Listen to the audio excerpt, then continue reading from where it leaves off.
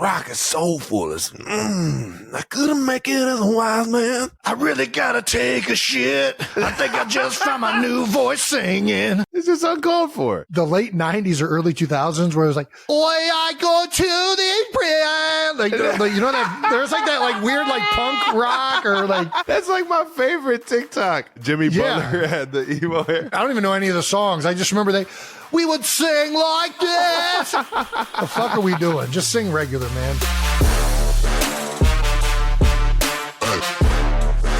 Ladies and gentlemen, boys and girls, welcome back to New Heights. Hey, baby. Presented by Wave Sports and Entertainment and brought to you. We're your hosts. I'm Travis Kelce. This is my big brother, Jason Kelce, out of Cleveland Heights, Ohio. Shout out to Northeast Ohio, baby. University of Cincinnati Bearcats. You know what I'm saying? Always repping. Subscribe on YouTube and wherever you get your podcast, and follow the show on social media at New Heights Show with 1S. Jason, why don't you tell the 92%ers what we got coming up? Well, shocker, Trav, we got a great episode lined up for you, as always. I knew it. We're going to talk about both of our big wins. Travis's occurring on a completely made-up day, but we'll call it this just for sake of the show. National Tight End Day, and the Name Eagles a day victory. that isn't. All right, go ahead. The Eagles' victory in Kelly green uniforms, the first time wearing them in my lifetime, which was a pure joy. And we're going to talk about a little Kelce family Halloween and take a look at maybe the biggest storylines coming out of Week 7 of the NFL. But first, as always, new news Coming in hot. Hey, yo. Jason's putting out another Christmas album. How about that? And if you want to hear more of that singing that you heard earlier in the show, that might be your way to do it. Nice. You just made that our cold open. Nice. Well played. I mean, it was electric. It's going to get the people going. Yeah, man. Jason, Jordan Mailata, and Lane Johnson officially announced that you're releasing the second Christmas album. That's right. The album is coming out December 1st for all you 92%ers and just anybody enjoying some good old Christmas spirit. Second album's proceeds will benefit the Children's Crisis Treatment Center and Children's Hospital of Philadelphia. There's going to be some more charities we had in there, but those are the two that we're for sure partnering with. Having some fun and making a difference, man. Travis, you know that we're doing this because you're actually on the album. Oh, shit. Yeah. I am. And yeah, we had a fun song. That song was actually pretty sweet, man. I enjoyed doing it. The guys, the team came out and hung out with me in Kansas City for a few hours, and we knocked it out. And yeah, I think that they made me sound extremely better. It's pretty remarkable what they can do. Not saying it was good by any means. I'm just saying they made it sound extremely better than what I felt like I left that studio thinking. I was like, that's not, they're going to not use this at all. I don't know. This is going to be terrible. Yeah, they're going to replace me on this thing. Yeah. Nick Kroll, the guy who kind of does all the audio and everything for us, he is a musician. I mean, it's insane how much he can doctor it up and make anybody pretty much sound good. Thank God. Well, thank you, Nick. So, yeah, we're excited about it. Obviously, a lot of work went into it. Got a lot of musicians involved with it this year. Got more songs. It's a much bigger album than it was last year. We got some other added things that we're doing around the holidays too, with some videos online. So we're pretty excited about Christmas time this year with the Philadelphia Eagles. Awesome, man. Well, I can't wait to hear the whole album. I know what our song sounds like, but I'm pumped to see the rest of them, man. Just go straight to the Jordan Mailata songs and exactly. It's a special individual right there. Not right now. He doesn't need a lot of doctrine. Well, let's get to the next bit of no news, which is Travis investing in the Alpine Formula One team. Oh yeah, baby. Let's go Alpine. Yeah. Alpine Racing. You, Pat Mahomes, and Rory McIlroy. There's a bunch of people. It's not just us three. You three and many more are part of a group that's invested in Alpine F1 racing.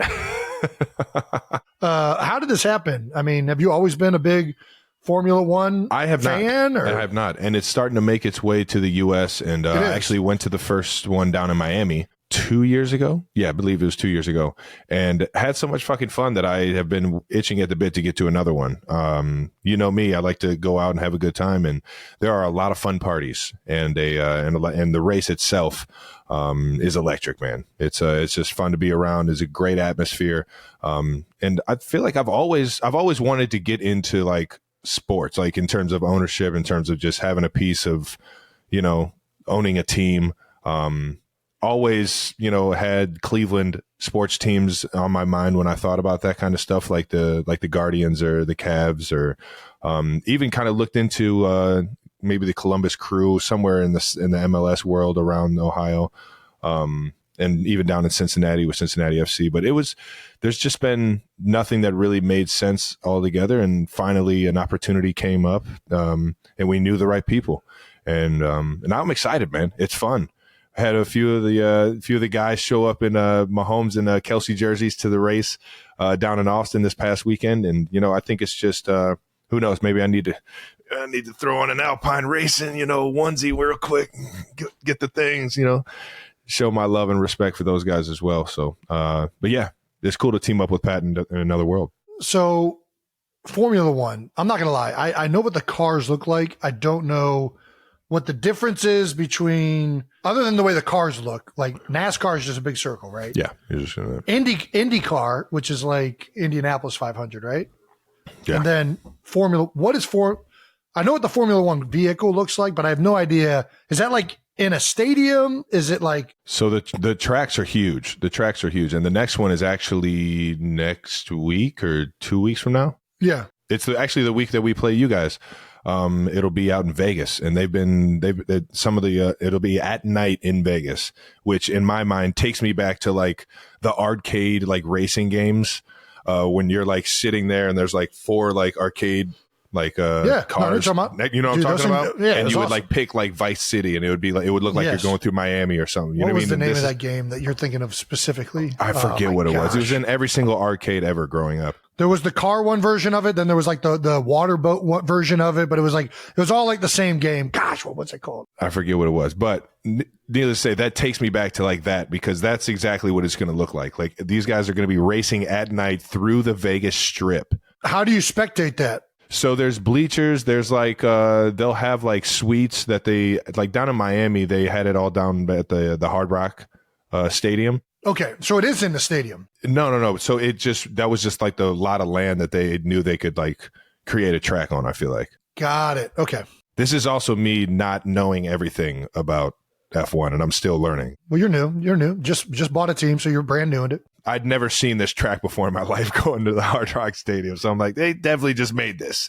But they'll create bleachers. They'll create kind of like suite level stuff that'll host like businesses and things like that. So it's a whole new world that I'm excited to jump in and dive in and get to know more about.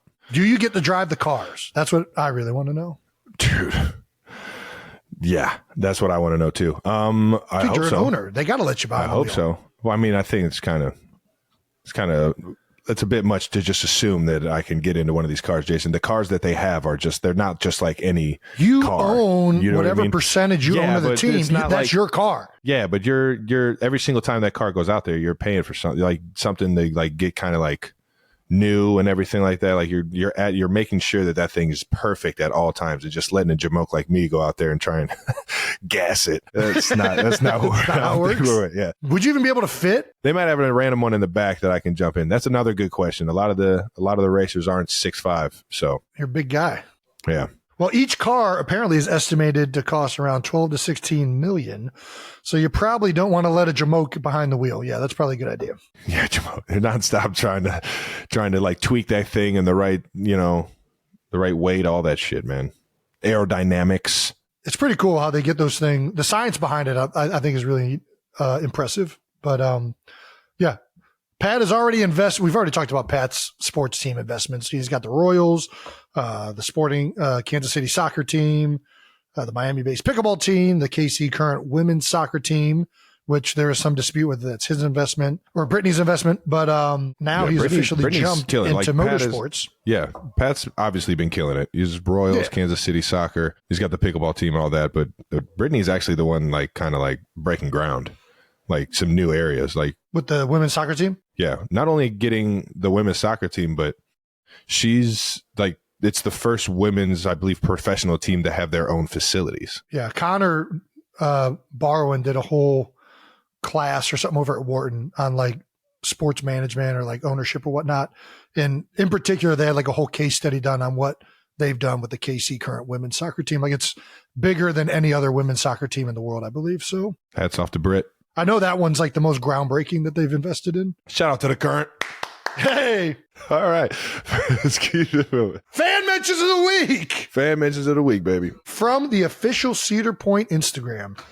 Hi, Jason and Travis. We heard your latest episode. Sounds like you two need to make a trip to come see us soon. Oh, man. Feel free to bring +1, Travis. Okay. Jesus. I guess Kylie's not invited, you fucking dickheads. If you'd be interested in being one of the first to ride the all-new Top Thrill 2 in 2024, let's talk. Top Thrill 2? Yeah. Oh, my gosh. So apparently we found out after the episode that they didn't take down the dragster. They're making it better. Oh. It's coming back.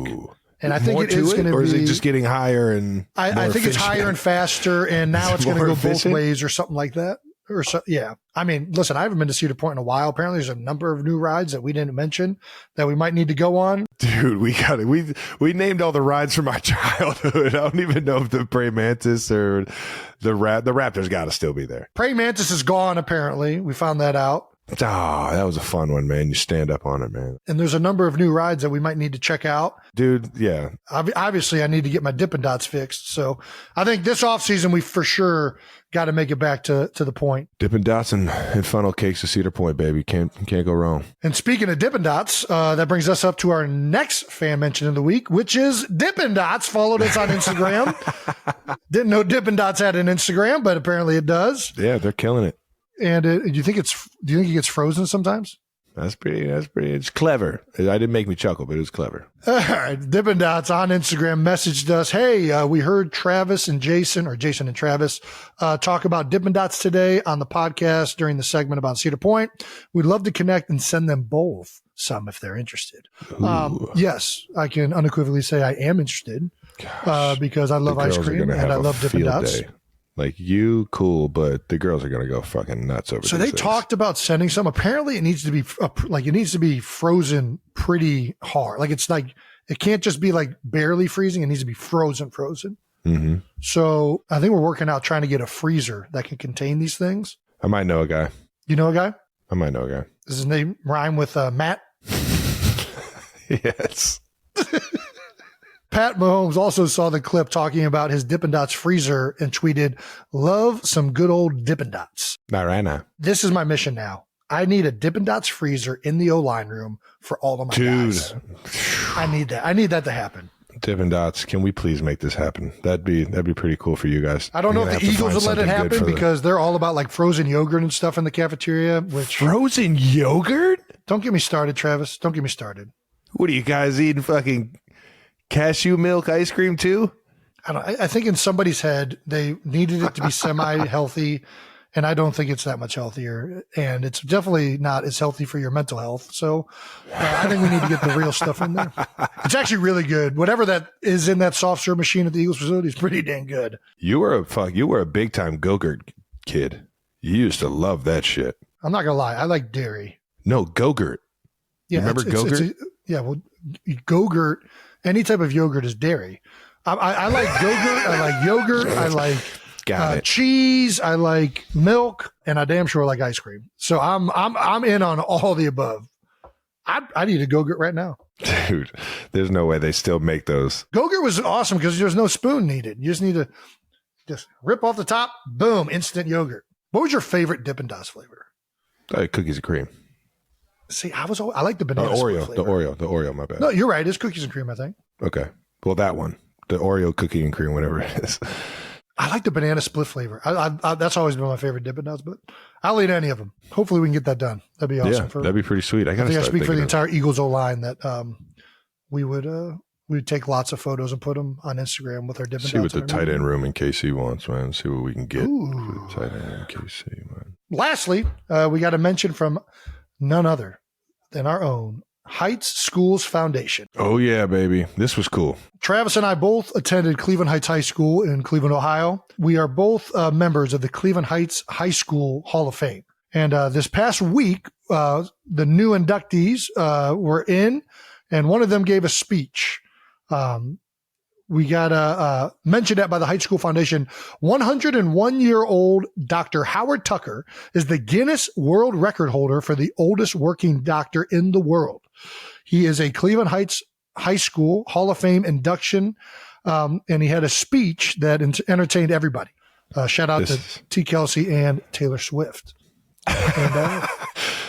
Dude, shout out to Dr. Tuck, man. What a guy, man. This is pretty cool. It took me 83 years, while it took Travis Kelce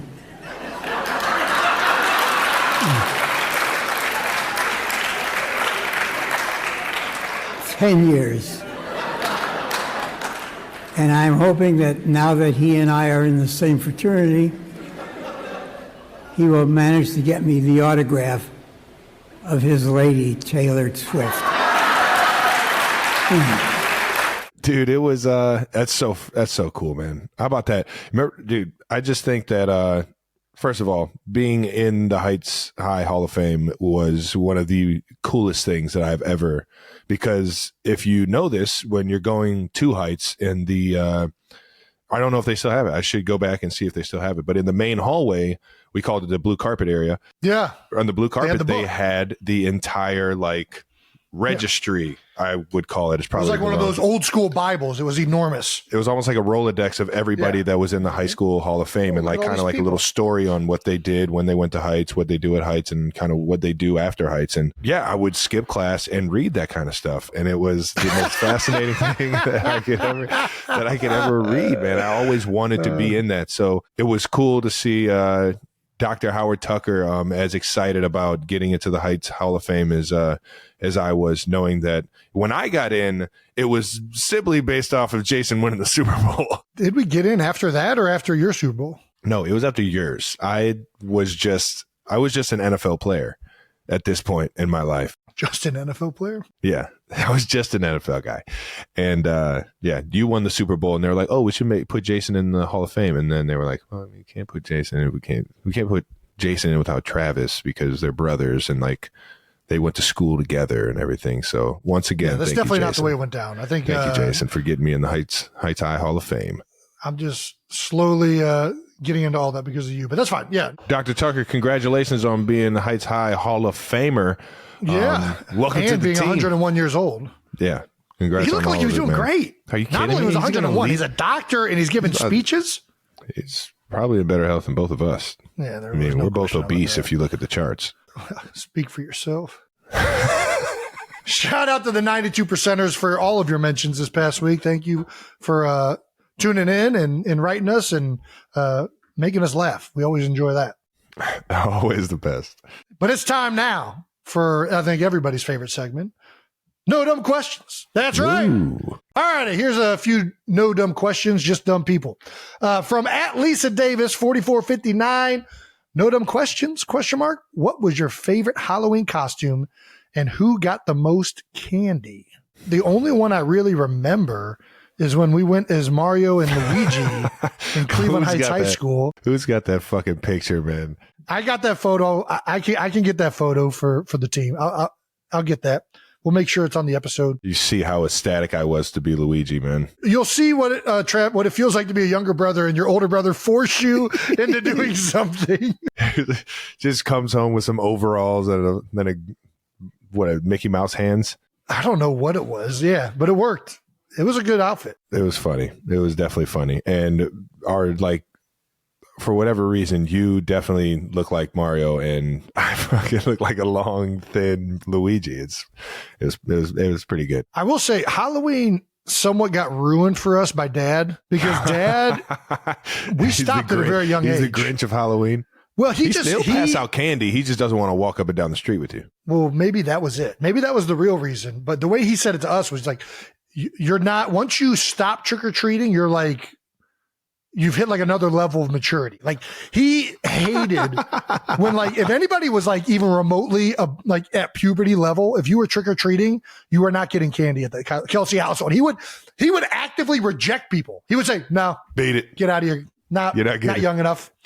So we stopped like before we got to middle school. Like we only did it. We only did it. It was definitely before middle school. Yeah. Like we were young and it was kind of fun. Then we got to be a part of like scaring kids and we'd hide in like leaf piles. TPing people's houses and egging people's cars. Yeah. No, that was, of course, kids don't do that to people. All right. No, definitely do that to people. That's Halloween. If you egg, but no, the egging cars was too much for me. Nah, well, do all that. Screw that. Get into trouble, kids. Do all that. I'm going to walk outside and my house is going to be TP'd and all my cars are going to be eggs. Yeah, don't do it to my house. Don't do it to my house, but definitely go out there and do it because you're kids. That's what you're supposed to do. Go get into some trouble. It's all right. Within reason. Within reason. Do it. Ed Kelce's number one rule. You could be stupid. Just don't be real stupid. That's actually that's a Stevie Bogus rule, man. Shout out to Stevie Bogus. It is. Shout out to Stevie. Stevie, right. We love you, big guy. We miss you. Love you, Stevie. Yeah, Halloween candy. While we did trick or treat, what was our favorite Halloween candy? I can tell you it definitely wasn't candy corn. We've already been through that. One of the most overrated corns or candy is candy corn. Gosh, who doesn't love frosting? That's all it is, just pure sugar. There's no way you just hate it. Much. You don't like frosting? It has to be the right amount. Like I'm not a big. I will actively take frosting off. It's got to be like if it's not the right like this much, right? Like this much frosting. I don't know. It depends on how that's thick what's the in a cake fucking is. candy corn. It depends on how that thick much the cake frosting. Is. Listen, if candy corn was melted and put on cake, it might taste okay, but it's not. It's solid and chalky, and it has no business being eaten on a holiday or being represented as like the gold standard of a holiday. It's festive, Jason. It's festive. Listen, would you rather have candy corn or Reese's? Okay. I'm not putting it over Reese's. Reese's well, that's what we're talking about. You're talking what about are the best Pieces. Halloween candies? Let's just stop talking about candy corn. What are the best Halloween candies? What were you always excited about when you got in your Starburst? Always excited about Starburst. Always excited about. I was a Milky Way anything kid. chocolate. Yeah, Snickers, Twix. Kit Kat. I'm a big Kit Kat guy. Love Kit Kat. Kit Kats got a little overrated till they made the white chocolate ones, and that kind of switched it up and like got me back on the Kit Kat train. I like Kit Kat original more than white chocolate, but ooh, Nerds. Nerds are always bangers. Those are so good. God damn, I could go for some Nerds right now.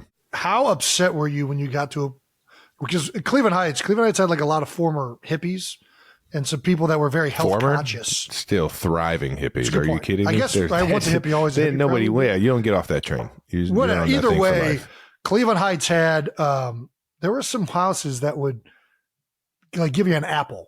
Do you remember that? Fuck no. And I remember just being fucking I wasn't furious. putting an apple in my friggin' trick-or-treat bag. There's no way. As soon as I got that an apple, I was walking away and throwing it at the house. At the house. So hopefully Get it some exploded. candy. Unacceptable. That was one of my favorite scenes in Big Daddy. When he takes him trick-or-treating and he's like knocking on the door and sees the guy just sitting there not being like, I don't have any candy. What do you want me to get? Yeah, right. And then he goes in the house and raids it. Yeah. He starts just handing the guy like handing the kid like staplers and just CDs and wherever he has in his hand. I thought it was like cereal or something like that. Something like that. There was some regular household items in it too, though. Yeah. Is there a bigger like litmus test for whether you're a good person than the people that aren't home? So they just leave a big tub of candy out front with the sign that says only take one. That's getting rated. I did that not too long ago. That's getting fucking word. I'm not, dude. I always just took one, dude.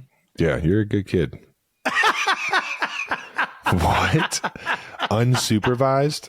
I'm taking the whole fucking thing. Are you kidding me? What about all the other kids after you? What about all the kids after you, Travis? Snooze, you lose, man. Got to be quicker.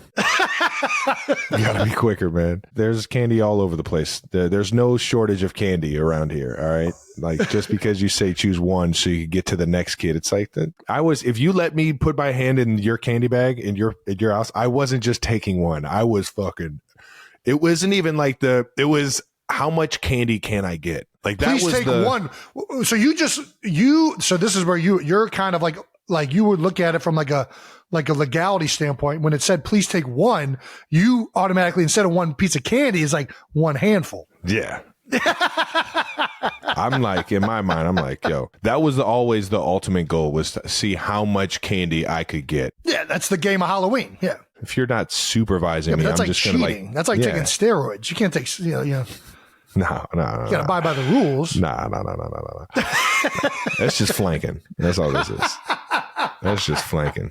Catch them while they're not at the front porch. Do you guys get trick-or-treaters? Unfortunately, we don't get trick-or-treaters. 100%, dude. My street right now is absolutely lit every single year. Love it. So much fun. Do you give out, do you give out real size candy bars? I did. I got. What do you mean you got? I didn't know if everybody knew where I lived at the moment. And of course, everyone knows at this point. It's all good, though. I love Kansas City. Putting, like, just being there handing out candy would have probably been a little aggressive. I just put it out on the front porch. I didn't say, please take one. I just put a bunch of, like, big, like, king-size candy bars in there. And I was just like, all right, just see if everybody gets it. And sure enough, like, the first group of, like, 12-year-olds come by. It basically just ran Travis, with the entire bag. you know how this works, Travis. Yeah, you're right. I thought, I grew up on the east side of Cleveland. It's a little different over there. I'm over here in North KC. It's a nice neighborhood. I didn't know if the kids are supervised doing this or not. Who knows? But I definitely got doing what I did to other households as a kid. So hey, comes full circle. Karma's real. You gotta love it, man. Wasn't even upset. I just screamed. I just screamed at them as they were running away. Get back here! Next, no, hold on. You gotta answer this. Are you handing out candy? We don't have sidewalks, so we don't have trick-or-treaters, unfortunately. What a fucking... So what are you doing? You taking the girls over by dad's? Either that or we go to... last couple years, I think Kylie's taking the girls over to her parents' house. Nice. And then they walk around the streets there. And I think her parents both give out regular size candy. King bars. size? Regular. I don't know if it's king size, but it's not the fun size. It's like you just standard. have to buy. If you're going to go king size, you gotta buy so much, because it's like your ammo. You just don't have as much ammo.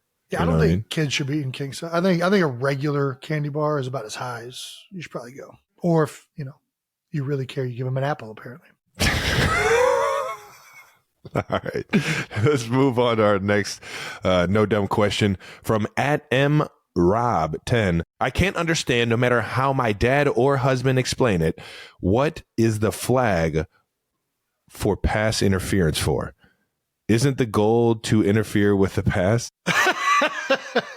I mean, to an extent, yeah. It's a fair point, Emrob. That is a fair point. Fair. You definitely want to interfere. You don't necessarily want to interfere. You want to more so just like play the ball. You want to interfere with the ball, not the player. I'll let Travis explain. He's our resident expert in pass interference, both offensive and defense. Yeah. Well, the thing is, it's a tricky situation, and at the end of games, they tend to just really harp on it.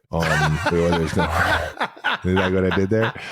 I'm kidding. So pass interference is basically when a defensive player or offensive player restrict the other person from making a play on the ball. I think that's kind of the gist of it. Yeah, when the ball is in the air, the defender can't physically impede the offensive player's ability to catch the ball. That's the word. Is that a fair way? You can't impede. So you can't go out of your way to hit the offensive player's hands or body because it would be unfair. You can go for the ball as long as you're going for the ball, because you have a right to like make a play on the ball. Correct. But if you're holding a guy and restricting him, or like he has to like strain through contact, or you tackle him, these are all illegal ways to defend the pass. And offensively and defensively. I was about to say, there is offensive. Yeah. You can definitely get called for it. I actually thought I got called for one yesterday, and they didn't. And I was like, and I looked back, and there was a flag right by where the contact happened. They called it on the defense, and I was like, oh, how about that? The Chiefs not being called for a penalty. Who would imagine that? So that does seem to be a pretty reoccurring thing. If you watch it long, and it's always kind of on the ref. The ref is kind of like judging it. Some guys will let you play a little more physical. Some guys will let you, they don't want the grabbing or anything like that. I'm glad we're bringing this up because this is one of the reasons I'm a big fan that a couple years ago, they actually made defensive pass interference or offensive pass interference a reviewable play. And one of the reasons I'm against that, and I'm also against people just throwing things out on Twitter like they're officials, is because when you slow things down, it appears different than when it happens at real speed. And that call in particular is such a subjective call for the official. I think it's important to see what that happens in real time. And there's going to be times you disagree with it. There's going to be times where you think it's a no-brainer, but I'm in big favor of leaving that on the officials. Trav. Yeah. You've played a long time in the NFL at this point. Are there certain officials that call that differently? Or like when you go to a game, is there crews where you're like, I've played with this guy as the official before. I know what I can and can't get away with, or that he is a stickler for like pushing off maybe at the top of the route. Like, does that ever factor into how physical you're being with your route running? No, I feel like I just play the game how I feel like I can get open. Whatever works. Yeah, I think there has to be that balance of being physical. It seems like it would be too hard to. I would never go into a game and be like, "Hey, these guys don't call holding. I'm just going to hold all day," because then I'm going to have a record number of holds. That is not what you want to do. 100%. I'm with that. All right, from at Leanne Ellis, 5748. Notum questions. What are the books behind Travis? What is each of your favorite books? Oh, shit. What do we got back there, Trav? We got, I don't, honestly, you guys know I can't read. So, I've heard a bunch of people mention that the Odyssey is back there. It is. The Odyssey. Is that a good one? Do you know who the main character in the Odyssey is? Homer? Ooh. That's a good try. Is that right? It's not right. The name is Odysseus, but Homer, I think, is who wrote it. Odysseus. What is this? Greek mythology? So yeah, Iliad and the Odyssey is a Greek, and Homer, I think, was the one who finally wrote it down. But I think it's like one of those stories and collection of like myths and stuff like that kind of assembled over time into like a congruent story. Anyways, yes. It is a book. Ooh, a little Mark Manson. The subtle art of not giving a fuck. That's a good book, and ooh. I think it's an important thing to live your life with. I've got the syndrome, dude. So have you not read that book? It is a full-on syndrome of not giving a fuck. Have you read that book? I just developed that. No, I don't need to read that to know how to not give a fuck. Listen. If there is an art to it. There's a very clean art to it. I think you got it down, because like if there's an art to not giving a fuck, it's not giving a fuck about a book that's telling you not to give a fuck about. You want to know how good I am at not giving a fuck? I didn't fucking read that book. What a play. What a play. There's no way we're the only ones that made that pun, but that's a good one. Is that even a pun? I don't even know. There's an art to it, baby. There's an art to it. I know you're not a big reader, but I know you've read books. What's your favorite book you've ever read, Trev? Jason, I haven't read one in so long. We did summer reading classes, and Dad made you read sometimes. Dude, I don't remember any of these books. I feel like I read a book called The Energy Bus. It was a short book. It was real thin. Yeah, I think it's a book. Yeah. And Butch Jones, our college coach, shout out to Butch, down there in Arkansas State. I think he was the one that recommended it to me.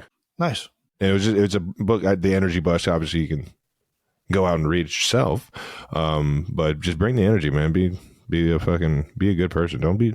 One of my favorite quotes by Butch. This is what he said: either you're a fountain or you're a drain. Yeah.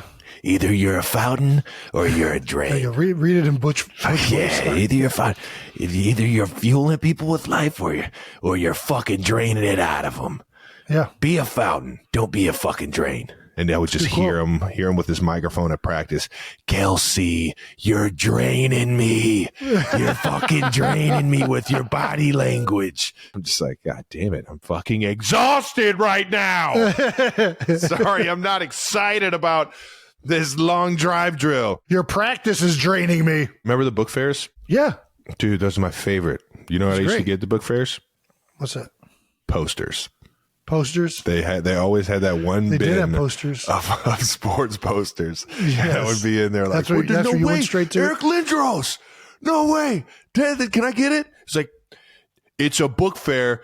Go grab a book. We can get that too, but go grab a book. Dad knew what he was fueling. We're at least going to pretend you're going to read this. Yeah, go get a book. Get something. I don't know what to get. I don't know what I'm into. I really liked the Goosebump books when I was in that age. Then we got Captain Underpants one year. Captain Underpants. Yep. I'd rock that one. I don't really remember what the books were about, though. It was so fucking long ago. There's another time traveling one that was really good, too, that I enjoyed. Weird Science? No. Classic. It wasn't The Time Traveler's Wife. It was another one. Fuck, what was it? Favorite book, Harry Potter. I know seems like it's like, oh, he's just picking, a blockbusting movie franchise as his favorite book. But no, I was a big fan before the movies. Thank you very much. That was no dumb questions. Just dumb people brought to you. Let's get to our bold topics to wrap up week 7 in the NFL, starting off with both of our games. But first, we're going to get with the Chiefs-Chargers game. That's right. Chiefs 31, Chargers 17. Trav, what are your initial thoughts for your first matchup with the Chargers this season? Man, that was a fun one. We put it all together as an offense and as just a collective team. And it's fun, man, seeing everybody kind of like still rise up into their role in the offense. And then just going out there and balling with old Patty Mahomes, man. That guy is pretty darn good. Yeah, he's an electric play waiting to happen every snap. And it's just fun as hell playing with that guy, man. He was firing on all cylinders, both pass game and getting it done with his legs against a really good pass rush and really good defense altogether. Well, it was fun to watch. I was able to catch a little bit of it. Obviously, we were getting ready for the Sunday night game. But one of the things I really enjoy when you guys play at 4 and we're at Sunday night is I get to watch you in the locker room. When you're at halftime, we're still not even getting warmed up on the field yet. And all the coaches come out, hey, brother's having a big day. He's already got 140 yards. Like, he's killing it. And I'm like, yeah, might set the record. Yeah, we were all watching and keeping track of it. So it's always fun whenever those two time frames take place. But of course, Sunday was National Tight End Day, if you want to call it that. Big day, baby. You guys got your 6th straight win. Do you think you made the most of this very not real holiday? It is 100% real holiday, Jason. No, it's not. It's not a real holiday. How is it not a real holiday? Because it's not, Travis. What is a real holiday? Every day is made up. No. Every day is not made up. There are days that are universally acknowledged as being holidays. So it just has to be universal. We just got to get the world in on it. Or America, or like America's in on it. No, it's not. America's in on the NFL, and the NFL is in on it. So let's take a poll. Oh, 92%ers. Let's take a poll. Let's take it to the poll. Don't fucking disappoint me. Don't you disappoint. Let me point this out. We're going to do this right now. I was going to wait till later in the day. I was going to wait till later in the episode. We're going to get to it right now. You know what other days people are petitioning that October 22nd is? You know how many people submit these patents? October 22nd is also, besides National Tight End Day, if we're going down this rabbit hole, October 22nd is also National Nut Day. Okay. Ooh, right. National Nut Day. Yeah. It's also I was going fucking nuts. Yeah. On Sunday. How about that? How about this? It's also International Caps Lock Day. It's International Caps Lock Day. How I was running was all caps. That's how I was playing. Caps lock. Caps Isn't that what it's locked. Called? Yeah. I was caps gotcha. locked in. I was locked the fuck in. Oh. And I was going nuts. October 22nd is also National Anna Day. It celebrates people that are named Anna. No, that's birthday. You can't do that. Where does this entire nonsense stop, Travis? Nobody's getting behind either of those three. Everybody's getting behind National Tight Ends Day. October 22nd, as if National Anna Day wasn't enough, it's National Diego Day. Oh, Diego's a fun name. And there's a lot of Annas. There's not a lot of Diegos that I know, at least. National Lauren Day, National Make a Dog's Day. Make a Dog's Day? Yeah. National Make a Dog's Day. Yeah, we don't need a day for that. You can just make a dog's day. National Mother-in-Law Day. Which honestly, I should really celebrate that day because we'd be lost without you, at least. National Scar Appreciation Day. National Tight Ends Day. Oh, that's what we're also on. I'm over it. Fucking Can You we don't get to just make days. Can we make a National Center Day? No, I don't. Can we just make a national Nope. just make a National Jason's Day? There's got to be a Jason's Day. If there's a National Center's Day attempted to be made, I will boycott.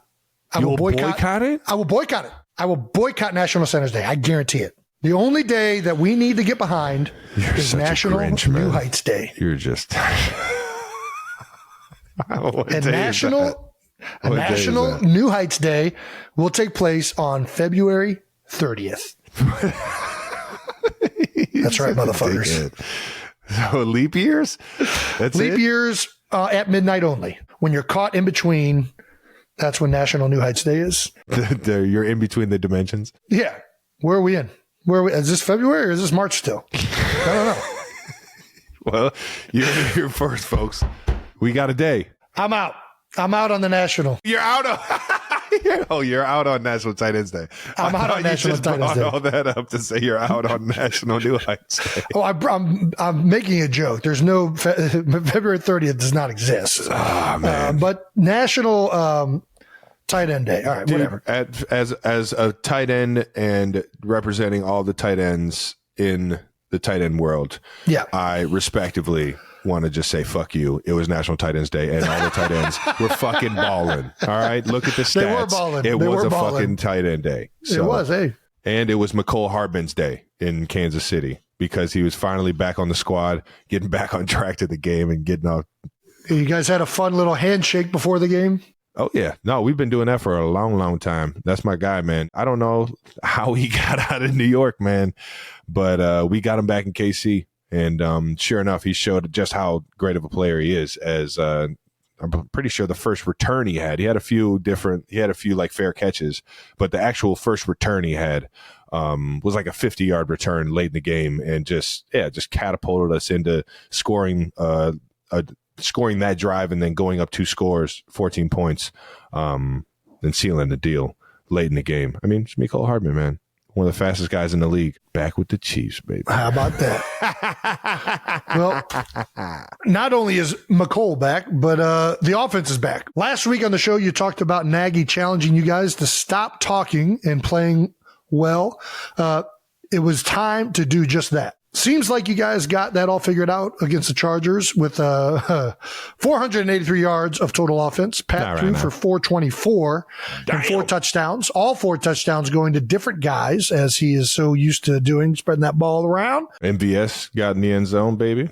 Rashee Rice. T-Rav and Pacheco, obviously, there at the end. T-Rav, baby. Kansas City's most wanted. 321 of those passing yards and 3 touchdowns came in the first half alone. Damn. You guys are balling in that first half. There ain't no doubt about that. Is the goal always to spread the ball around as much as possible, or is that a big time emphasis this week? I don't think you're a good offense if you're one dimensional or 2 dimensional. You got to spread that thing around, and you got to get everybody involved. I think that's every offense, you know. Yeah, it's like a sprinkler system. If you only water one area of the grass, like it's going to be all muddy. Yeah, you're not going to have. Good you got to get the water all over the place. That's like nice sprinkler. It's more like, oh, you're that kind of sprinkler.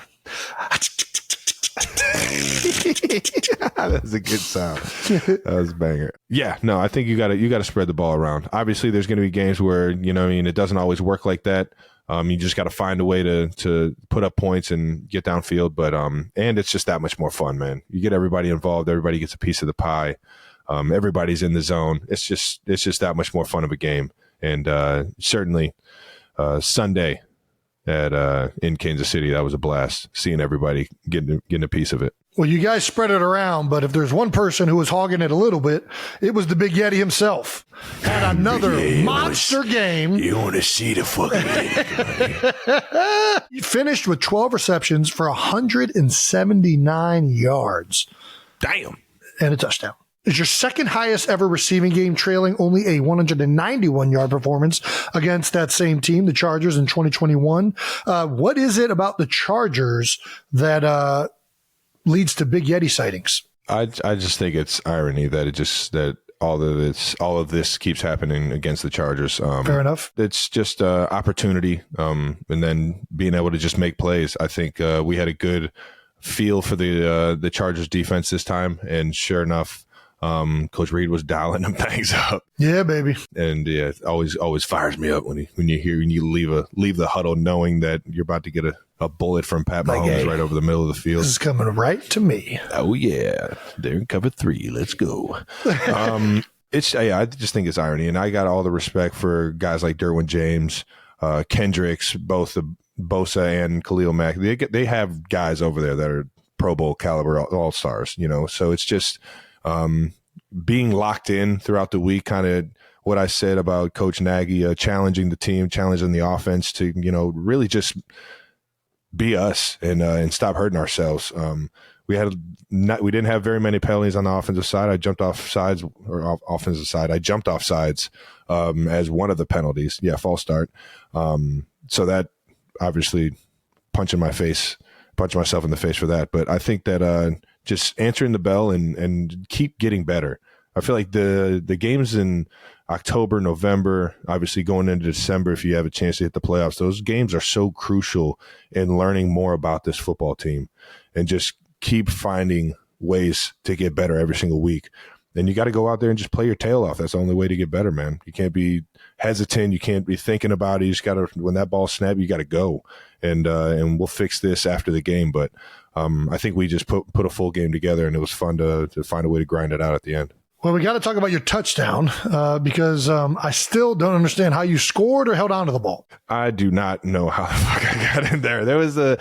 It all was just like bang, bang, bang. It was just like snap the ball, look back, Pat threw it right at my knee, caught it, fumbled it up to my chin, and then somebody's on me. I'm thinking I can like lean in, and then I just become like a piston, just like a straight up pencil, like a pencil dive. I'm just like holding the ball. I'm like, this is not a good scenario. This is not. I feel everyone coming in and like punching at the ball. And I'm just like, dude, I don't know how you held on to it.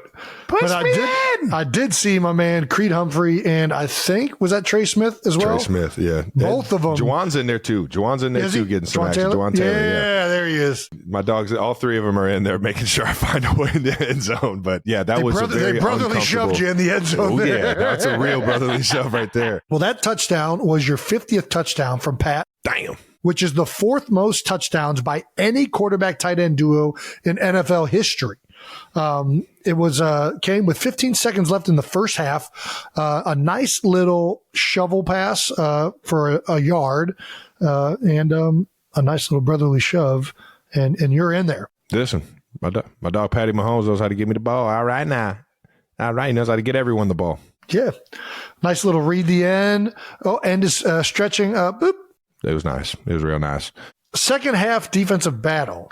The score was 24-17 in the first half, with 5 touchdowns scored just in the second quarter. But the second half of the game was a little bit different, dominated by defensive stands until the Chiefs' final drive at 3:30 left in the fourth quarter that ended with an Isaiah Pacheco touchdown. Yeah, the screen.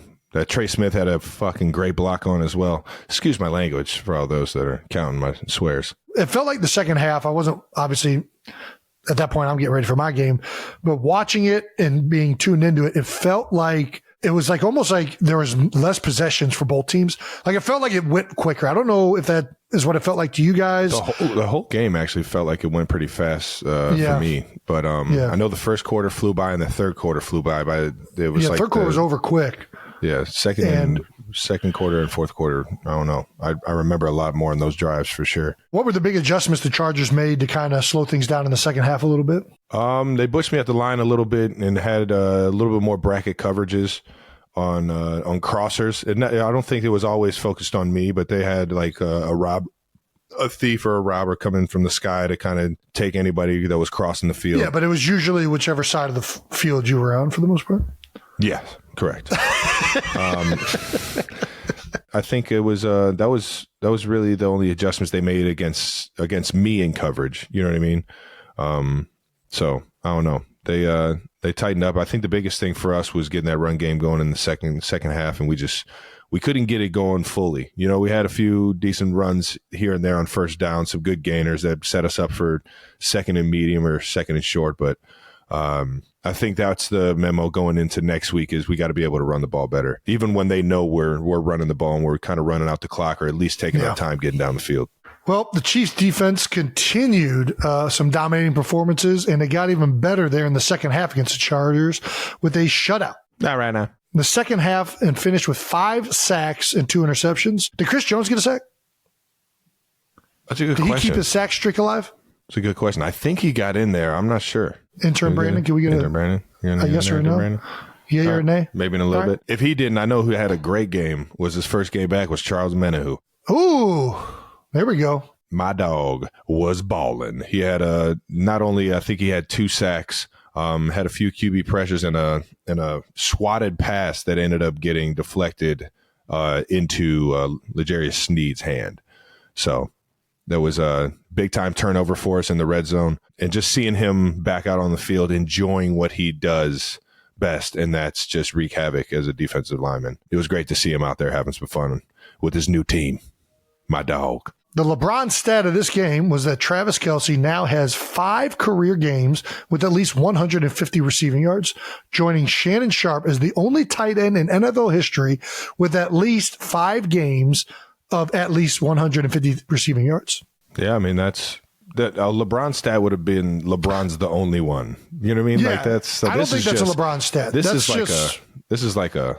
This is where you're at in the rankings of a collective. But shout out to Unc. Listen, baby, hey, anytime I could be listed in any category with Unc, you know what I'm saying? That's good company right there. And we did find out Chris Jones, no sack. Unfortunately, sack streak breaks, but I'm sure he'll be quick to get another streak going. Last thing for the Chiefs game, as we all saw on social media, Taylor was in attendance, and it's turning out that it was good she was in attendance because they put your stats up when she's at the game and when she's not at the game. I don't know if you're aware of this, but when T How Swift could I not be aware of this?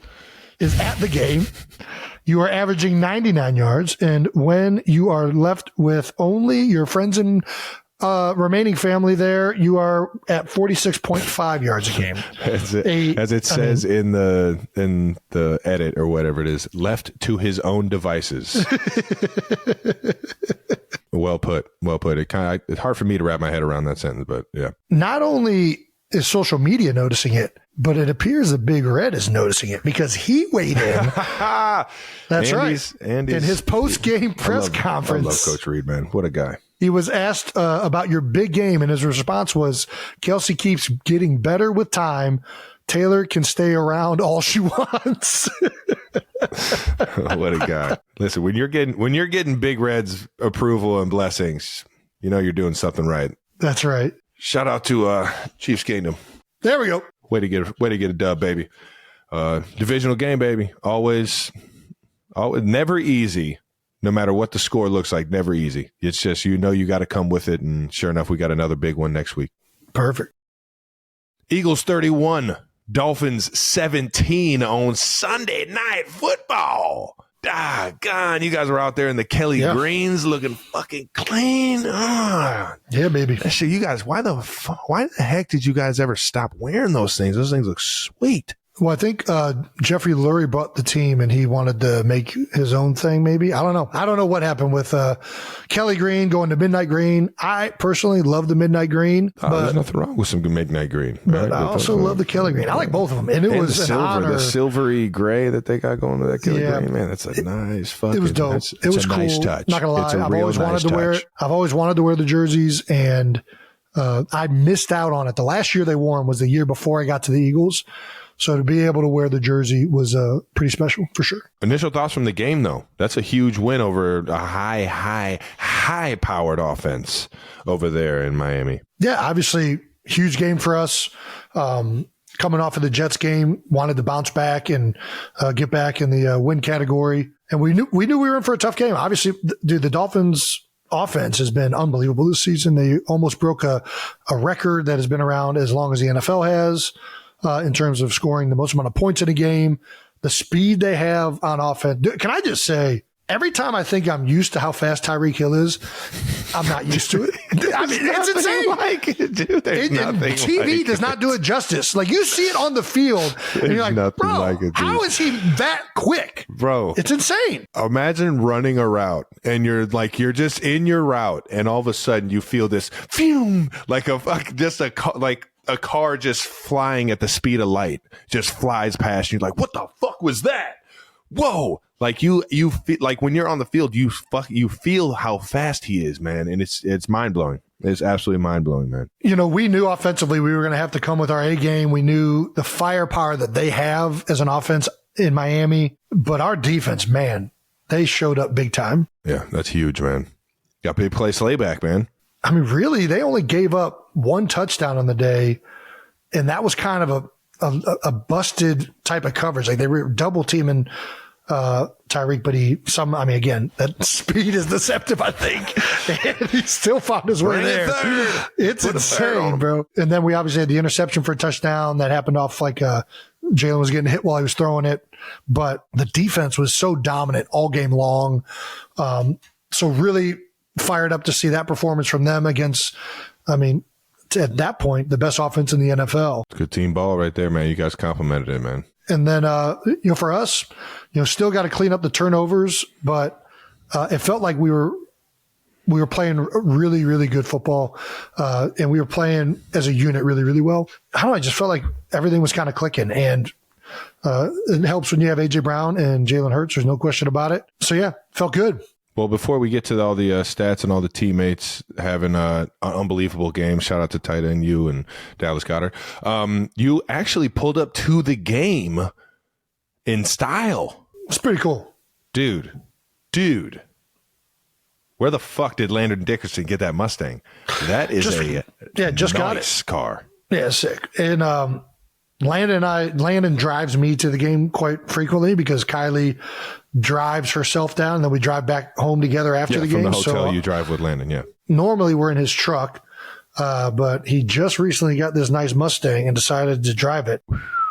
And let me tell you, we were getting some stares, and it wasn't because we were Landon Dickerson and Jason Kelce. It was because that was the most badass car I've ever been to a game in. And I once went to a game in a fire truck with Danny Watkins as a rookie. Danny Watkins, the fireman himself. This might have topped it. This thing was like an old school fire truck too. That thing was sweet. Yeah. It was a vintage fire truck. That thing was gnarly. Cool. I like that thing. But this thing was cool too. I don't even know what style of make and all that stuff. All I know is that it was loud as shit, and we were blaring some good old 80s rock and roll. That's what I'm talking about, man. You just gotta. You can't go in there and listen to new music. Yeah, we can't listen to Creed like or Nickelback or something like that. You gotta. That's a wise man. You guys pulling out the Nickelback. Would have been electric, but not in a classic Mustang like that, man. You just gotta blare some good old rock and roll. It's a hell of an entrance. If you're gonna show up to Sunday night and ball out, hey, it got us in the mood right away. That starts it off. Listen, like Dion said, man, look good, play good. And Landon was like in full dress as mode, full leather jacket. Oh, he went green with like Grease Lightning? Dude, he was straight out of Grease. I love it, man. Oh, Landon Succo. Landon Succo. The offense was rolling, though. Huge game against another high-powered offense going into it. You knew you had to put up points, man. Jalen finished the game with 279 passing with two passing touchdowns and one rushing TD, and A.J. Brown had yet another record freaking game, man. 10 receptions, 137 yards, and a tutty. I've been telling you the key to the Eagles' red zone offense is getting the ball to your tight end and feeding him. And you guys finally did that. Might be a little biased, but yeah, you've been saying that. Dallas, I mean, he's one of the best weapons you have on your team, one of the biggest mismatches, whatever. Dallas's 5 receptions for 77 yards and a touchdown definitely helped out last night. And no doubt. Why do you think you guys were able to find the success in the red zone? Like, I know you guys have kind of been harping on touchdowns, or at least that's what you've been telling the 92%ers.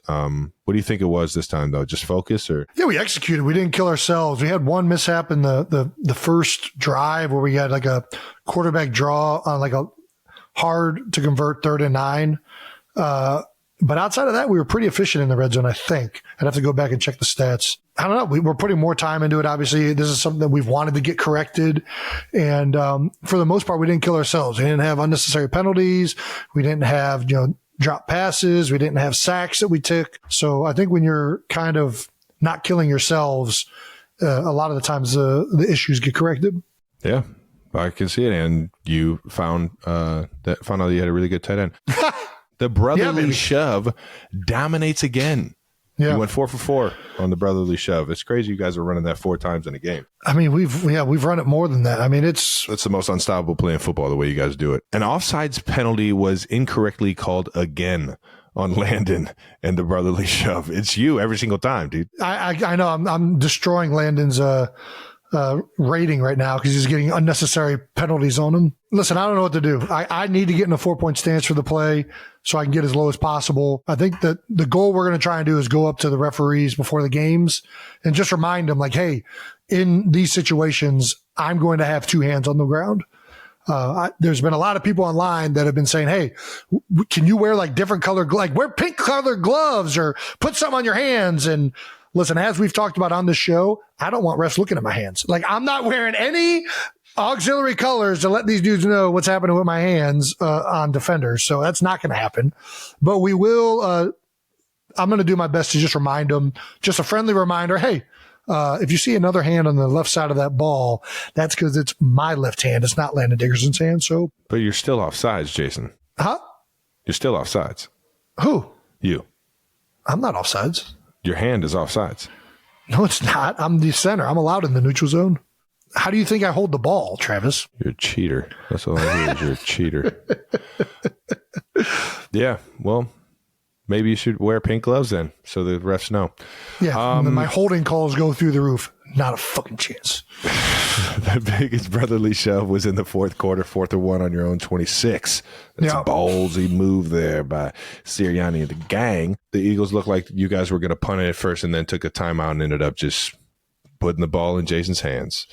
And always a fun one. Were you surprised by that one? You know, I'm never surprised when we call it on a 1-yard situation because it's such an efficient play for us.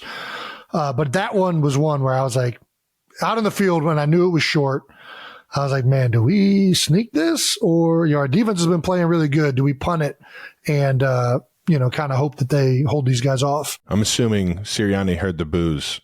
Maybe. Because Philly knows how good this play is. Apparently there were boos. I didn't hear the boos. All I know is the punt team came on. I'm like, you know what? I get it. I think that's fair. And about immediately when we got to the sideline, he's like, no, screw this. What am I thinking? Get back out there. We're doing this. And I'm like, all right. You know what? That's fine. What is it like at the bottom of those piles? It's what you expect, right? Yeah. I mean, there's a lot of people weighing on you. You're getting squished and you're just waiting. A lot of it is just like, and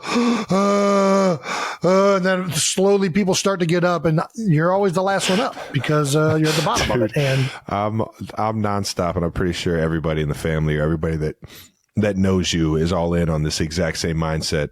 As we were talking to intern Brandon before this, when there's a QB sneak, I'm nonstop, like trying to like find you. I'm just like, where is he? Is he at the bottom? Is he at the bottom? Is he at the bottom? And it fucking blows my mind when you just pop out of the side, standing up and like kind of running out. And I'm like, how the fuck is he? How is he standing after a QB sneak? And everybody's like initial reaction just to dive right at your feet. It is the most mind blowing thing I've ever seen. It's like magic when you pop out the other side, like standing up. Yeah, typically if I'm still standing, that's not good. So hopefully that doesn't happen often. But the New Heights Reddit wants to know how accurate this meme is of Jason at the bottom of a tush push, Peter Griffin. I think that if there's, I don't know if that's that exact it's clip, not, but yeah, that's fucking hilarious right here. But that one is a good one as well. It's people keep asking, is it like painful? And it's weird. It's not like painful. It's not. It's football. Yeah, it's grueling. Like it just drains you. Like it is a energy draining play. You're just like fighting and keeping your feet moving and falling down, and people are falling down on top of you. And it's just it's a mental toughness play. There's no question about it. Advertised. Everything you think that is, it is that. Pretty much. Well, Sirianni's post-game press conference, he weighed in on the old conversation of banning the shove or the tush push, whatever you want, or the brotherly shove or tush push, whatever you want to call it. In quotes, people can't do it like we can do it. don't ban this play. If everybody could do it, everybody would do it. I know. He's not lying. That's right. He also said every first down, it's 1st and 9, knowing that if you get a 4th and 1, shoot, a lot of the faith in that play. All right. I don't know what the fuck I just read, but basically every first down, you guys are only thinking about 9 yards instead of the 10 We don't yards need to think about 10. We only need to think about 9 because if we get it to well, within you 1 guys are also down, going for it on 4th and 3, so you guys are 1st and 7 every fucking time. we didn't do the quarterback sneak at 4th and 3. We just went for it on 4th down in that like part of the get field, and AJ had a big catch. Damn. I don't know, man. I think he's fired up just because, it's something that we do really, really well. And yeah, it's prideful, man. Shit, you know what's coming. You're in quotes saying that to the fucking lineman that you're going up against with it. That's good stuff. And more people are trying to ban the play, which, well, that's probably because everybody that's not running it, or everybody that's running it that's not the Eagles is only getting 67% success rate this year. So, yeah, this shit's unfair. Fuck that. Fuck that play. I will say this. Fuck how cool that name is to Philly, the brotherly shove. Fuck that. I'm not going to say whether it should be banned or whatever. All I'm going to say is I disagree with people that don't think it's an exciting play. Like, there are people that say, like, it's not football. It's not, like, an exciting, like, is there a more exciting play than the brotherly shove on 4th and 1? Like, when is the crowd, like, what do you want to see more punts? That's what you want to see? You want to see catch it, punt, here, right now. Bam. Yeah, but that happens once out of how many punts? What's more exciting, a punt or people smashing together for 1 yard? You got my vote, bud. The crowd might be roaring more for that play than it is in the red zone right now. It is insane play, dude. How much, whether it's an away game, whether it's an away game or a home game, the crowd's into it. That's all I know. I haven't been in the stadium yet while you guys are doing it at this point in the season. I already know. Yeah. That's exactly what it is. The punt team goes out there and they're probably booing Sirianni like, we know you got that. You fucking run it. It's unstoppable. I can hear every fan in Philly. Philly, don't kill me for my terrible Philly accent or whatever I just tried to do right there. The big play Slay and the Eagles defense. The Eagles defense ended up holding the high-powered Miami Dolphins. Yeah. The record-setting Miami Dolphins offense right now with Tua and Tyreek Hill and all those fucking speedsters. You guys held them to 17 points. Yeah. And listen, in fairness to them, they're down some guys right now. They have some injuries going on. But yeah, I mean, incredibly impressive performance by our defense. I didn't know how it was going to go, to be honest with you, because, dude, I don't know. You start seeing Tyreek Hill run, like we said before, and you're like, man, that guy's fast. And then you start seeing Tua throw the ball. It's like if there was an offense, if I was an offensive coordinator, this is my kind of fucking offense. Seriously. Yeah. I mean, there's a lot of everything like blends misdirection. Off of each other. Yes. Very tricky offense to kind of like. You have to be extremely disciplined defensively. Everybody's got to stay in your gap, stay in your gap, stay in your gap. Mm-hmm. Contain. And then that's what you guys did. The Eagles defense, the defensive line played phenomenal. 4 sacks and an interception by the Eagles defense, and the return of Big Play Slay. And he came out, then his name, he held up to his nickname, man. Hey, they call him it for a reason. Got him a huge interception in the red zone. Yeah. That's awesome, man. It's the game is just so much easier when the defense does really well and the offense does really well. How about that? Isn't that just like, it's so simple if they just mesh together like that, but it's any given fucking Sunday. So I mean, if your defense is playing well and you're not turning the ball over, it's usually a pretty good recipe. Yeah. You're going to have a good shot. You think? Where do you think this ranks in terms of the best defenses you played with? They played a hell of a game the other night, and to date they've played pretty good, minus maybe a couple games, but they've been at times just dominant. And it's tough to. I mean, I've seen some really, really good defenses, defensive players. I'm not a huge fan of like comparing, different years to different teams, but they're all different, man. They'll bring their own challenges. I know this one. These guys are damn good. The front 5, 4, whatever package we're in, the defensive line is dominant. They're big, they're strong, they're fast, they're athletic. The linebackers all play well within the system, and the DBs. I know we just added another one, as we'll talk about here in a second. But Yeah, got a lot of good players, and they're coached really well, and that's led to what is turning into one of the best defenses I've ever seen. So nice. Hopefully that keeps happening. The LeBron stat of the game for the Eagles versus Dolphins is with their win over the Dolphins, the Eagles now have an 11-game win streak against animal teams. That is fucking good. See, that's a LeBron stat. I don't even know what kind of that's a LeBron stat. That's a fucking LeBron stat all day. 100%. That's great shit right there.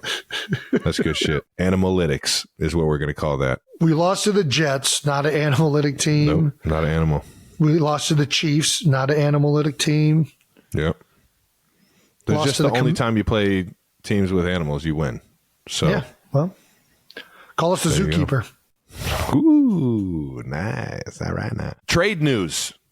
Yeah, baby. As we end this week for the Eagles. Breaking news really today. Howie Roseman's working his magic yet again, going out and getting one of the best safeties in the game. And he's been that way and kind of like under the radar to a lot of people. I know him as one of the best because when I play him, it is a long day every time I play Kevin Byard. Big time trade. You guys got Julio Jones, and now you guys got Kevin Byard going into the second half of this season. And Byard is a 2-time Pro Bowler, 2-time first-team All-Pro, and former NFL interception leader.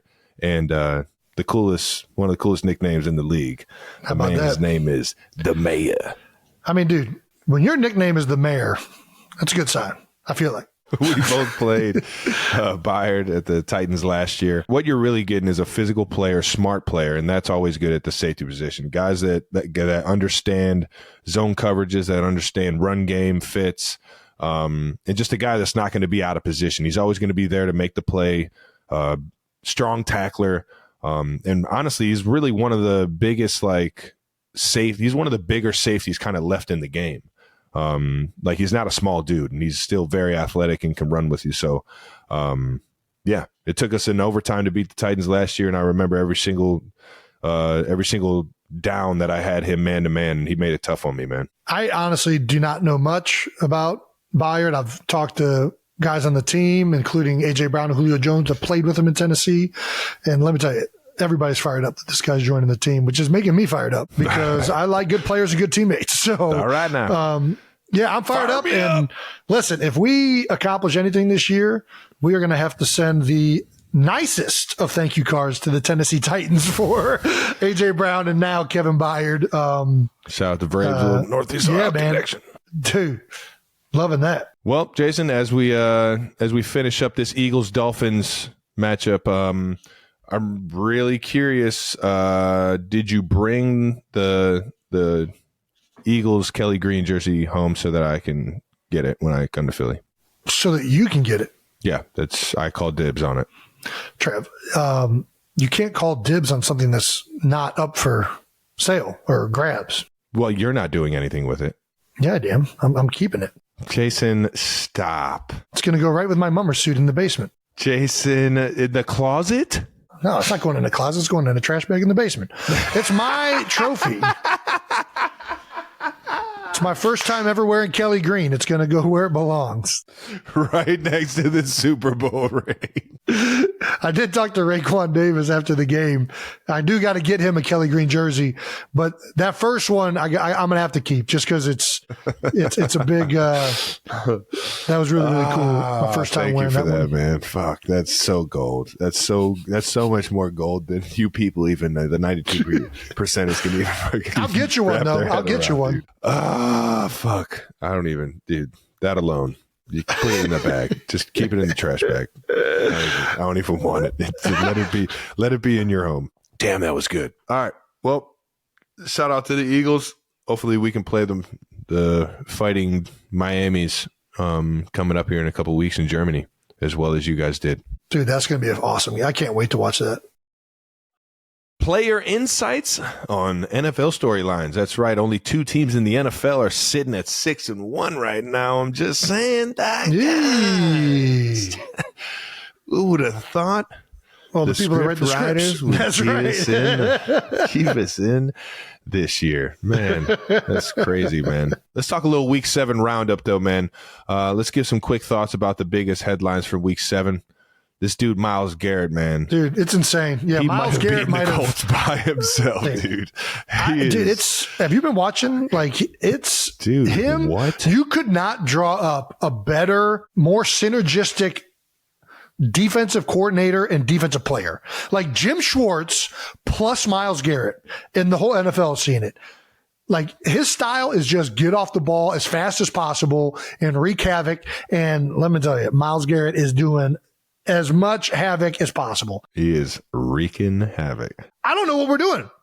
Like, why are people still letting tackles block this guy one-on-one? Like, we got a chip. We can't. Every time we got chips. a chip. The tight end is staying in. He's not getting out. No. We'll run. We're the biggest mismatch on the field, Jason. We're not but the tight end, the tackle and the tight end together are going to double him all game long. I'm not letting him be one-on-one with anybody. You can't. I mean, it's not an option. Yeah, either that or we got to get the ball out quick. We got to get the ball out quick, boys. Behind backup quarterback P.J. Walker, the Browns beat the Colts 39-38. That was a good game too. Myles Garrett had 9 tackles, 2 strip sacks, 1 tackle for loss, 1 pass defended, 4 quarterback pressures, and of course, this highlight where he jumps over the line to block a field goal. Oh, shit. The ultimate flank, the hurdle. Dude, it's insane how good this guy is. Dude, he can beat you with power, speed, finesse, power, more power. He practiced against us this offseason and single-handedly ruined the practice. Like, I'm watching, I'm like, dude, like, we can't let this happen. This dude's got some shit figured out. And I'm watching it all happen in real games too. Like, what is happening? Yeah. Fuck. He's crossing over, and then a center is just blocking him one-on-one. That's ridiculous. That's a tough situation. I'll tell you what, I ain't making that call. There ain't no chance I'm blocking it. Like, we're sliding this. Fuck that. What are we doing? Dude, I'm with you, man. You can't let just one dude just fucking completely take it over. But I'm pretty sure everybody has this mentality. Like, we can't let this guy do it. And he does it yet again against the Colts, man. I guess he's un-game planable. Shout out to Believeland and the dog that they got at D-line, man. That dude's a fucking beast. I mean, I guess the Colts did okay. They still scored 38 points. Like what? I mean, yeah, that's it's damn good too. But yeah, Myles Garrett, holy cow. He's having a hell of a start to the season. Yeah. We already went over the National Tight Ends Day. Jason. Yeah, it's my favorite day of the year. The holiday we all know and love was celebrated all across the league with tight ends having massive days. I mean, you can't deny that it was a tight end day. I mean, there's no question about that. Mike Gesicki sealed the game against the Bills with a 1-yard TD. Gesicki proceeded had said to he would do his stop infamous gritty. Which is really the skedaddle.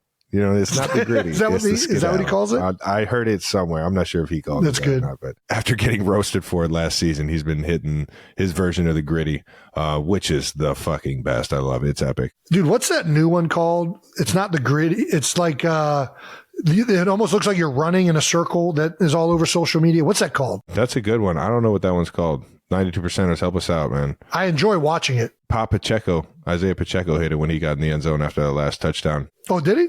Yeah, he hit that thing. But let's get back to some tight ends here. Mark Andrews. Back to the tight ends. Mark Andrews, 4 catches, 63 yards, 2 tutties, 38-6 blowout victory over the Lions, which was definitely not on my bingo card right there. I did not expect them to just go in there and absolutely walk the Lions, man. The Lions have been on fire lately. Yeah, the Lions have been fantastic all season long. But shout out to Lamar Jackson.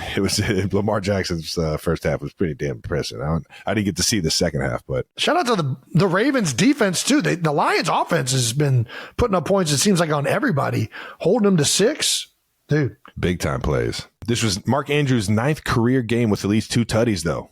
Tied with Antonio Gates for 3rd most such games by a tight end in his first 6 career seasons. Damn it. LeBron stat. That's a damn good LeBron stat. Mark Andrews. Giants tight end Darren Waller led all Giants receivers, 7 catches, 98 yards, and a tud, in a 14-7 win over the Commanders. Yep. The old fighting Bieniemys. Vikings TJ Hawkinson put up 11 receptions. Getting double digits in receptions. That's what I'm talking. That's how you feed a fucking tight end on a national tight end day, or the day after National Tight End Day, whichever way you want to say it. 11 receptions, 86 yards, since he did play on Monday night against the 49ers, and they found a way to get that dub. That was a wild game that I'm sure we'll get to here in a second. As a tight end yourself, do all the tight ends conspire together to have momentous games on National Tight End Day?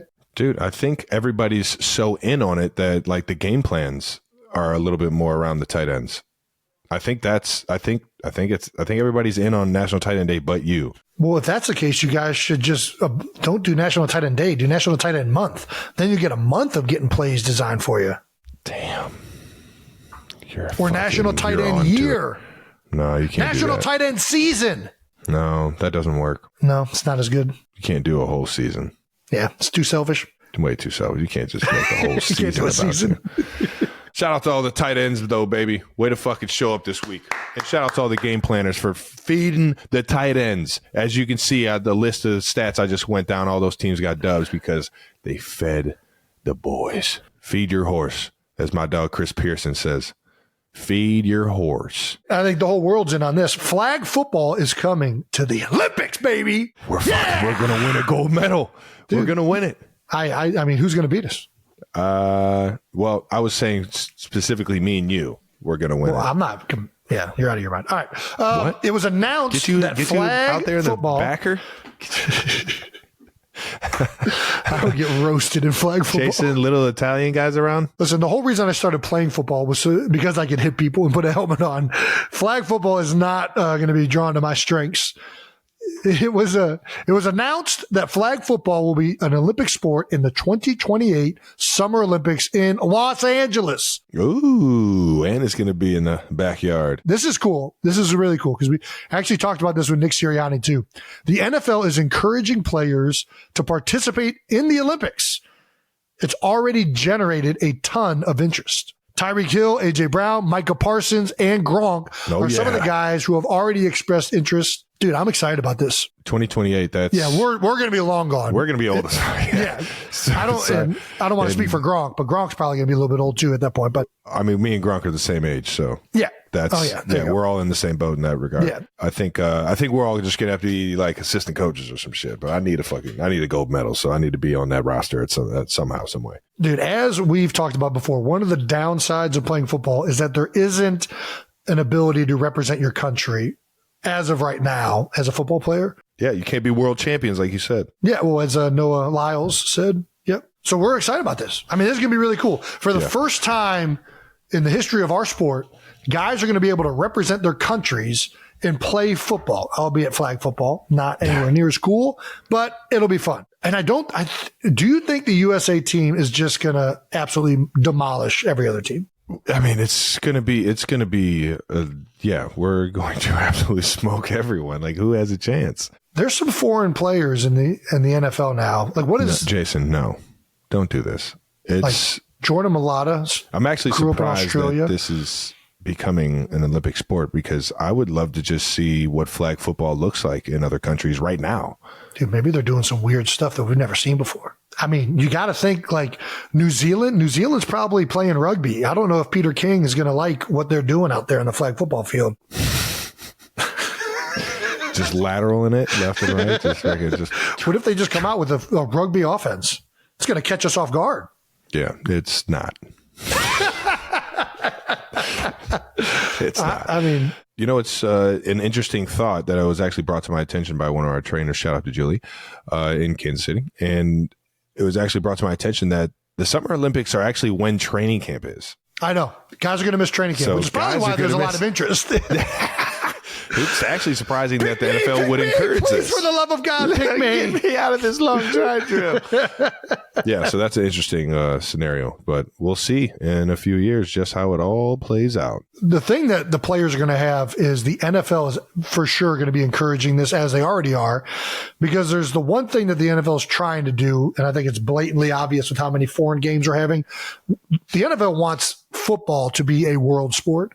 And they sure are trying. And the Olympics is one way that all of these other countries are going to be able to compete and gain interest in the game of football. Even though it is flag football, it's still going to be football. And I think the NFL is going to want football in general being played and viewed.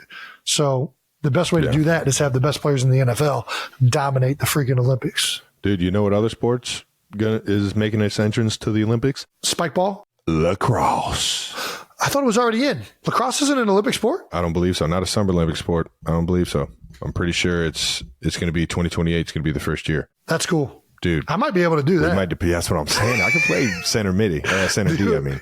I can play center D at 40. Are you kidding me? There's no chance. What? You don't think I can play center D right now? I think we should go play lacrosse with some like legit lacrosse players and see how bad we are at this point in our lives. First of all, I hear you. But legit, that's American.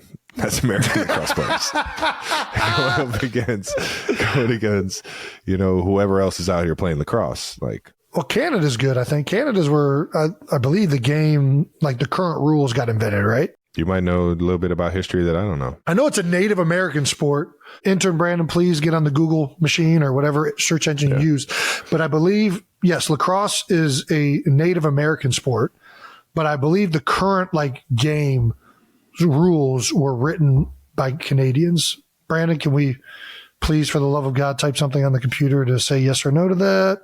Should be an easy Google. Can you do something as an intern for us sometime? Modern day lacrosse descends from and resembles the stickball games played by these Brandon, we just various said we that. We already said that. This doesn't answer the question. Do you know how to Google? For those of you that don't know, Jason actually played all the way through high school. Ooh, we got one. Hold on.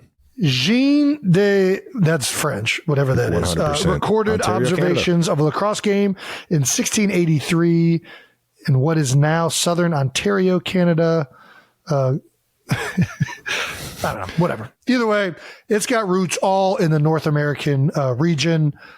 So I don't know. There's some good players up there north of Lake Erie that are getting into it. I can see Canada giving the NFL a run for its money in flag. No chance. Just want to see your reaction. Is it Canadian rules or is it NFL rules flag? Ooh, what if they just create their own rules? Don't you get like an extra skill guy up there in Canada? Don't you? You also get the running starts. So is it what's the field they're playing on in the Olympics? These are all questions that we can't even answer right now. We just know it's a sport. Yeah. I was going to say, those of you that didn't know, Jason played lacrosse from 7th grade all the way through high school, and I played 7th, 8th grade years. And just in the backyard with Jason all the way leading up to when I started playing. One of the funnest sports I have ever played in my life. For those of you that have a lacrosse team or are thinking about playing lacrosse, highly suggest it. Awesome sport. And if you're around any lacrosse, like college games or even indoor lacrosse, it's awesome. Electric. It's great. All of it's good stuff, man. It never gets enough love, so I wanted to throw that out there. That, me and Jason played every single sport, and we were really good at all of them. Moving on, baby. All right, let's get to our stamp of the week. Yeah, for those of you that don't know what a stamp is, we always give a shout out to whoever's taking their game to new heights week by week. And this week, I'm going to highlight a very familiar name, a guy that is taking the wide receiver position to new heights, and that's A.J. Brown. A.J. Brown had his fifth consecutive game reaching 125 receiving yards, tied with Hall of Famer Calvin Johnson, Megatron. This dude is getting into Megatron conversation, dude. So he's tied Megatron and Pat Studstill. Hopefully I said that name right, from 1966. Jesus. As the longest streak in NFL history. So he's got one more game of over 125 yards receiving, and he is the record holder. Had 10 receptions for 137 yards this past week and a touchdown in a huge Sunday night football game. And because he looked fucking sweet in those Kelly Green jerseys, you got my stamp of the week, AJ. Hey. Congrats on taking your game to new heights. You Go ahead and get that took record, my teammate as the guy that I was going to do my stamp of the week on, but that's fine.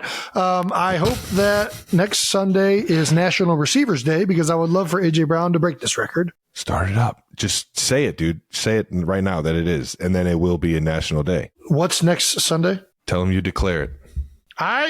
From henceforth, I declare October 29th as National Receivers Day. Just go National A.J. Brown National Day. A.J. Brown Day. And it's done. And it'll be on Google next week. So perfect. All right. Who's your stamp? If you're picking A.J. Brown, I got to go Kirk Cousins. Ooh. hopefully everybody was watching the game Monday night, right after the Phillies game. Obviously, not in the best of moods as a Philadelphian, but I turned Monday Night Football on to watch Kirk Cousins take on the 49ers. Kirk, I mean, his nickname is a mocking nickname. He's known as Primetime Kirk, not for good, but as for, I mean, his onslaught of poor performances in time football games. It is. It's a dig. And dude, I'm happy for the guy. He balled out. Yeah, he was. Dude, he's fucking balling. He's balling all year. He's been balling all year. So against arguably on paper and in real life, the 49ers defense is damn good across the board. And Kirk went out there and threw for 378 yards, 2 touchdowns, in a Vikings 22-17 win against the 49ers. It was an impressive game. And let me tell you, they were getting pressure on him. Javon Hargrave, Armstead, Bosa. It was the score and those stats that Kirk put up were hard fought and impressive. I mean, some of the things he snuck out of, I don't know how he did. Yeah, and he's doing it without Jefferson, which is mind-blowing. One of the best receivers in the freaking game. Addison stepped up big time, was an honorable mention for Stamp of the Week. Shout out to Addison.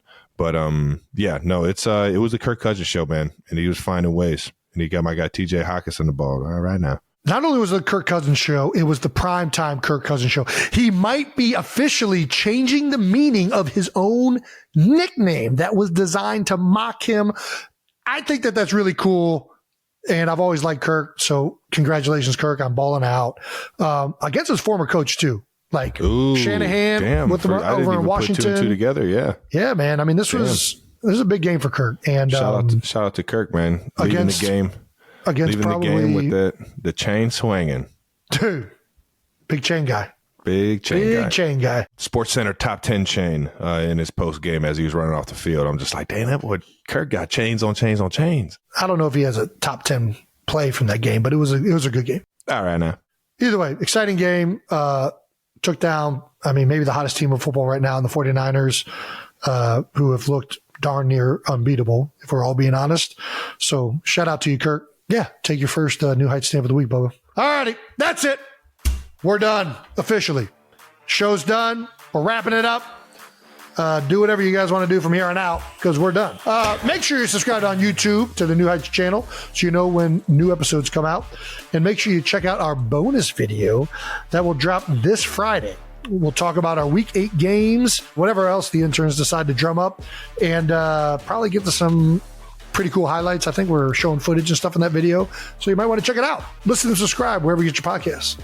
Once again, New Heights is presented by Wave Sports and Entertainment. And this follow the show on all social media at New Heights Show with 1S for fun clips throughout the week. And thanks to our production and crew again. Hey! For always making us look so much better than we are. Love you guys. And maybe intern Brandon gets us a little bit quicker info on these Google searches. But maybe. Other than that, you're the best, Brand. 92%ers. Thank you for always tuning in. Until next time, peace. What's your go-to karaoke? My go-to is Dan Band, Total Eclipse of the Heart. And I need you now tonight. I fucking need you more than ever. And if you're lonely, hold me tight.